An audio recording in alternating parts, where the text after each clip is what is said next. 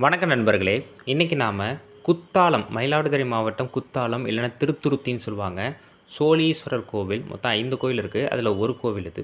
இந்த கோவிலுடைய முதல் அந்த கோபுரத்த தான் பார்க்குறோம். எண்ணற்ற சிற்பங்கள். விநாயகர் சிங்க வாகனத்தில அமர்ந்திருக்கிறார். உச்சிஷ்ட கணபதியாக இருக்கிறார். அதேமாரி பார்த்தீங்கன்னா சிவபெருமான் தவ கோலத்தில இருக்கிறார். 2 முகம் கொண்ட அக்னி பகவானோட சிலை. ஏன்னா இந்த கோவிலுடைய இறைவன அக்னீஸ்வரர்ன்னு குறிப்பிடுவாங்க. அதனால அக்னி வழிபட்ட தலமாகவும் சொல்லப்படுது. அதேமாரி பார்த்தீங்கன்னா, சனீஸ்வரனுடைய சிலைகளும் ஒரு சில இடங்கள்ல பார்க்க முடிஞ்சது. முருகப்பெருமானோட சிலைகள், அப்புறம் மேல பார்த்தீங்கன்னா, வில்லேந்திய முருகன். 2 பக்கம் வில்லேந்திய முருகன். கீழ பார்த்தீங்கன்னா, பிக்ஷாடனர் இருக்கிறார். அப்புறம் சிவனுக்கும், பார்வதிக்கும் திருமால் அந்த திருமணம் செய்து வைக்கக்கூடியது. பக்கத்திலேயே பார்த்தீங்கன்னா, வலது பாத தரிசனம் கொண்ட நடராஜர். மதுரையில தாண்டவம் ஆடுவார்ல, அந்த நடராஜர். அதேமாரி பார்த்தீங்கன்னா, முருகப்பெருமானுடைய சிலைகளே சிற்பங்களே ஒரு 3, 4 இடங்கள்ல பார்த்தேன்.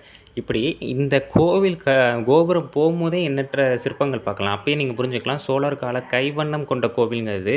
இந்த கோவில் அ இப்ப மேடா கீழ பள்ளத்தில தான் இந்த கோவில் அமைஞ்சிருக்க மாரி இருக்கு. மெயின் ரோட்ல வந்தாலே சோழீஸ்வரர் கோவில் ஸ்டாப்ல இறங்குனீங்கனாலே இந்த கோயிலுக்கு வந்துரலாம். அதுமாரி பார்த்தீங்கன்னா வீரபத்திரருடைய சிற்பம் படத்தில பார்த்தா தெரியும். தக்ஷனோட தலைய எடுத்து அந்த ஆட்டு தலைய பொருத்துவாங்கல்ல, அந்த சிற்பமும். அதேமாரி பார்த்தீங்கன்னா, மறுபக்கத்திலயும் சிற்பம் அமைச்சிருக்காங்க. ஆக்சுவலா இத நான் 1 வருஷமா ரொம்ப கஷ்டப்பட்டு பல நாள் வந்து போய் அப்புறம் எதுத்தாப்புல பார்த்தீங்கன்னா, விநாயகர் சன்னதி இருக்கு. தாகம் தீர்த்த விநாயகரோ பேரு சரியா பார்க்கல அந்த நேரத்தில. ஏன்னா எடுத்து ரொம்ப நாள் ஆச்சு. இப்ப தான் நான் பதிவிடுறேனே.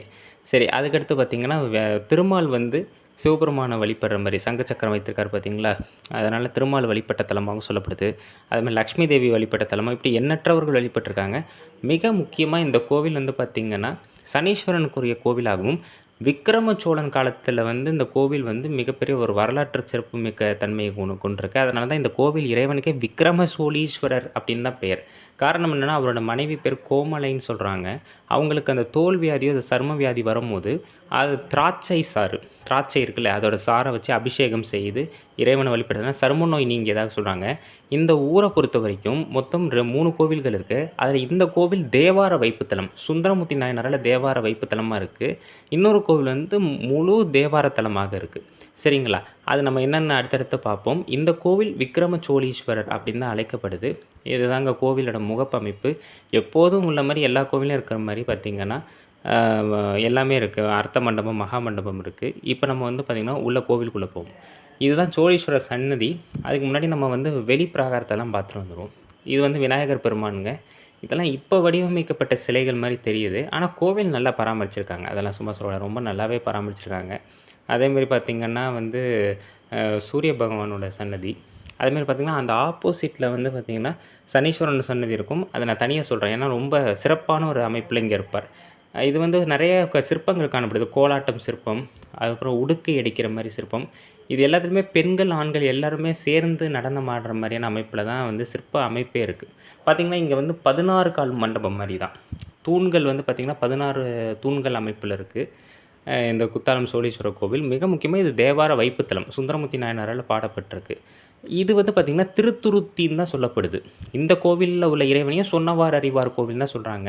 இன்னொரு கோவில் உக்தவேதீஸ்வரர் கோவில் இருக்கு. அதுவும் சொன்னவார் அறிவார் கோவில். மொத்தத்தில இந்த ஊர் குத்தாலம் அப்படிங்கிற ஊரே பார்த்தீங்கன்னா, தேவாரத்தில மிக முக்கியமான தலம். திருவேல்விக்குடி தலமும் மிக முக்கியமான தலம். அதனால பார்த்தீங்கன்னா, 3, 4 கோயில் கம்பைன்டா தான் இங்க உள்ள எல்லாருமே பாடல் பாடியிருக்காங்க. அதனால இந்த ஊருக்கு போனீங்கன்னா, மிக முக்கியமா 4 கோவில்களையும் ஒரு கட்டாயமா பாருங்க. ஏன்னா இந்த 4 கோயில்கள் சேர்ந்து தான் தேவார தலமாவே கன்சிடர்ல இருக்கு. சரிங்களா? இது பார்த்தீங்கன்னா, தேவார நால்வர். ச ஏன்னா பாடல் பாடியிருக்கிறதுனால இவங்களுக்கு சிலை இருக்கு. ஆனா இது சுந்தரமூர்த்தி நாயனார் மட்டும் தான் தேவார அதாவது ஒரே ஒரு இடத்துல பதிகத்தில மட்டும் தான் பாடுறார். அதனால நால்வருக்கும் சிலை வச்சிருக்காங்க. அது எல்லா கோவில்லயும் ஒரு ப்ரொசீஜர் இருக்கிறதுனால அப்படி வைத்திருக்காங்க. இது பார்த்தீங்கன்னா, படியேறி கீழ இறங்கி நம்ம பிராகாரத்த சுத்தி பார்க்குற அமைப்பில இருக்கு. இதே மாரி அமைப்புல நான் நீடூர் கோவிலும் பார்த்துருக்கேன். அது பார்த்தீங்கன்னா, தாழ்த்தள அமைப்புன்னு சொல்லுவாங்க. தளம் தாழ்வா இருக்கும். தாழ்த்தள அமைப்பு அப்படிங்கிற மாரி குறிப்பிடுவாங்க. இது என்னுடைய வட்டாரத்தில நான் இங்க தான் பார்த்துருக்கேன். இங்கேயும் நீடூர் பக்கத்துலயும் பார்த்துருக்கேன். மேபி உங்களுக்கு ஏதாவது கோவில்கள் தெரிஞ்சதுனா நீங்களும் சொல்லுங்க. வழக்கம் போல அர்த்த மண்டபம், மகா மண்டபம் அந்த அமைப்பு. இந்த கோவில பொறுத்தவரைக்கும் ஒரே ஒரு கல்வெட்டு தாங்க இருந்தது. ஒரே ஒரு கல்வெட்டு. அது ஜெயதர பல்லவரையர் அப்படிங்கிறவரோட கல்வெட்டு மட்டும் தான் இருந்தது. அது கோணரின்மை கொண்டானோட கல்வெட்டு. அது என்னங்கிறத நான் அடுத்த காணொளில சொல்றேன். இதுதாங்க விமான அமைப்பு. அதேமாரி பார்த்தீங்கன்னா, அதிட்டானம் எல்லாமே வந்து பார்த்திங்கன்னா மற்ற கோவில்கள் எப்படி இருக்குமோ அதே போன்ற அமைப்பு. இந்த படத்தில் பார்க்குற இந்த இதுதான் வந்து கல்வெட்டு. படத்தில் நீங்கள் இப்போ பார்க்குறது தான் கல்வெட்டு. இது நான் வந்து அப்போது பார்த்திங்கன்னா ஒவ்வொரு பக்கமும் பார்த்திங்கன்னா கரெக்டான அமைப்பில் வந்து கல்லை வந்து ப்ளேஸ் பண்ணியிருக்காங்க. அதில் வந்து இப்போ நம்ம வந்து சிமெண்ட்டு இதெல்லாம் போட்டு நம்ம மறைச்சி வச்சுருக்கோம். அது எதுக்குன்னு தெரியல. ஆனால் அப்படி பண்ணுறது வந்து கல்லோடைய அமைப்பை தான் வந்து பாதிக்கும். அந்த மாதிரி பண்ணிங்கன்னா நம்ம ஒரு கோவிலோட அமைப்பு வந்து பாழ்படுங்கிறது தான் நம்முடைய கருத்து. சரிங்களா? இது வந்து பார்த்திங்கன்னா கல்வெட்டு. ஸ்வஸ்தி ஸ்ரீ திரிபுவன சக்கரவர்த்திகள் கோனேரின்மை கொண்டான் அப்படிங்கிற மாதிரி அந்த கல்வெட்டு போகும். மிக முக்கியமாக ஜெயதர பல்லவரையர் அப்படிங்கிறவர் வந்து இந்த கோவிலுக்கு நிலதானம் அளிக்கப்பட்டதுக்கான கல்வெட்டு தான் இது குறிக்குது. இது கோவிலுடைய தெற்கு பக்கத்தில் இருக்குது. சரிங்களா? இறைவன் பேர் சோழீஸ்வரன் சொன்னோம். இறைவி பேர் சவுந்தரநாயகி, பரிமள சுகந்த நாயகின்னு 2 அம்பாளாக இருக்காங்க. சரிங்களா? இதில் என்னென்னா திராட்சைசார அபிஷேகம் கொண்ட இறைவன் வந்து பார்த்திங்கன்னா கொஞ்சம் பள்ளமான அமைப்பில் இருப்பார். சரி, அடுத்து வந்து பார்த்திங்கன்னா தட்சிணாமூர்த்தி. தட்சிணாமூர்த்தி இவரும் ஒரு தட்சிணாமூர்த்தியாக இருக்கிறார். இன்னொரு தட்சிணாமூர்த்தி ஆளுயர உயரத்தில் ஒரு தட்சிணாமூர்த்தி இருப்பார். அவரை நம்ம பார்ப்போம். இது பார்த்திங்கன்னா கன்னிமூலையில் உள்ள கணபதி. அதுவும் பார்த்திங்கன்னா வந்து வலஞ்சொலி விநாயகர் அமைப்பில் தான் இருக்காங்க. இதுதான் பின்னால் வடிவமைக்கப்பட்ட சிலையாக இருக்கலாம். இதான ஆதிகால சிலைங்க. பார்த்தாலே தெரியுது. கிட்டத்தட்ட 1000 ஆண்டு கால சிலை மாதிரி தெரியுது. அதுலேயும் பார்த்திங்கன்னா இந்த நாக வடிவமைப்பில் தான் வந்து தட்சிணாமூர்த்தி இருக்கக்கூடிய அமைப்பில். ரொம்ப வருஷத்துக்கு முன்னாடி எடுத்ததுனால நானே இன்றைக்கி ரீகேப் பண்ணி பார்க்கும்போது நிறைய விஷயங்கள் புதுசாக பார்க்க முடிஞ்சுது. அதுக்கப்புறம் பார்த்திங்கன்னா நடராஜரோட சிலை மேலே இருக்கும். மேலே வந்து 2 பக்கமும் பார்த்திங்கன்னா தட்சிணாமூர்த்தியோட சிலை அமைப்பு. அந்த பக்கம் பத்திரகாளி வந்து பார்த்திங்கன்னா அந்த தீ ஜுவாலையில் அவங்க வந்து நடனம் ஆடக்கூடிய மாதிரியான அமைப்பு. அதுவும் உட்கூடி ஆசனத்தில் அவங்க அமர்ந்திருக்கிற அமைப்பு. அந்த பக்கம் பார்த்திங்கன்னா நடுவில் இருக்கிறது வந்து சட்டநாதர், சீர்காழியில் இருப்பார்ல இறைவர், அவருடைய சிற்பங்கள். இப்படி இந்த கோவில் முழுக்கவே பார்த்திங்கன்னா ஆங்காங்கே நிறைய இடங்களில் கொஞ்சம் கொஞ்சமாக சிற்பங்களை வந்து நம்ம பார்க்க முடியும். அதேமாதிரி இந்த கோவிலுடைய அமைப்பு கீழே அதிட்டானத்துலேருந்து மேலே அந்த கருவறை விமானம் வரைக்கும் பிரஸ்தரம் இதெல்லாம் சொல்கிறோம். கருவறை விமானம், கருவறை சுவர், பிரஸ்தரம் இது எல்லாமே மிக அற்புதமாக எப்படி செதுக்கப்படுதோ அதே மாதிரி அமைப்பில் இருக்குது. அதுமாரி பார்த்திங்கன்னா உட்கொடி ஆசனத்தில் வந்து பார்த்திங்கன்னா திருமால் அமர்ந்திருக்கிற மாதிரியான பாம்பனை அப்பன். அது வந்து கேரளாவில் இந்த மாதிரி அமைப்பில் தான் சொல்லுவாங்க. அதற்கு கீழேயே பார்த்திங்கன்னா லிங்கோத்பவரோட அமைப்பு. இப்படி இந்த கோவிலில் நம்ம வழக்கமாக என்ன கோவில்களை பார்ப்போமோ அதே அமைப்பில் இருந்தாலும் எல்லாமே எந்த ஒரு பிரச்சனையும் இல்லாமல் கரெக்டாக எப்படி கட்டப்பட்டதோ அதே மாதிரி இருக்குது. முருகனுடைய சிலை அமைப்பு. ஏதோ இந்த கோவில் வந்து இன்றைக்கி வரைக்கும் எந்த பாதிப்பும் இல்லாமல் நல்லா இருக்குது அப்படின்னா வந்து ஊர்க்காரங்களை தான் நம்ம பாராட்டணும். கோவில் நிர்வாகத்தையும் பாராட்டணும். அதில் நான் சும்மா சொல்லக்கூடாது. அதேமாதிரி மகாலட்சுமி திருமகளோட சிலை அமைப்பு. இந்த மாதிரி எல்லா கோவில்களும் வந்து நல்லபடியாக அமைஞ்சு இருந்ததுன்னா ரொம்ப சந்தோஷம். இதாங்க கோவிலோட கருவிமானம். இருதள விமானங்கள் அமைப்பில் தான் இருக்குது. இந்த இடத்துல தாங்க மிக முக்கியமாக மேலே பார்த்திங்கன்னா வழுவூராரோட சிலை அமைப்பு இருக்கும். வழுவூராரோட சிலை அமைப்பு. அதற்கு மேலே பார்த்திங்கன்னா பிரம்மன் தான் 2 பிரம்மனாக இருப்பாங்க. கீழே ஒரு பிரம்மன், மேலே ஒரு பிரம்மன். இது பைரவர், சிங்கவாகனம் கொண்டு பைரவர் இருக்கிறார்.